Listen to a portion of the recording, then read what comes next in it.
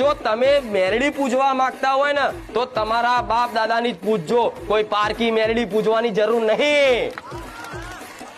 અરે મોમાની માતા ગમે તેવી ખતરનાક હોય, હું કુખાર મેલડી ગમે તેવી ખતરનાક હોય, જબરજસ્ત હોય, હું બોલતા નોમ પડતા જ હું કોમ કરી બતાવતી હોય, છતાંય તે કદાચ કોઈ દીકરો કદાચ એની માં ખાતર મને ના બેહાડે ને એ મને વાલો લાગે કે માં તું કુખાર મેલડી ભલે રહી પણ માં હું તને માનું છું, તને ખૂબ ચાહું છું, તને ગુરુ માનું છું.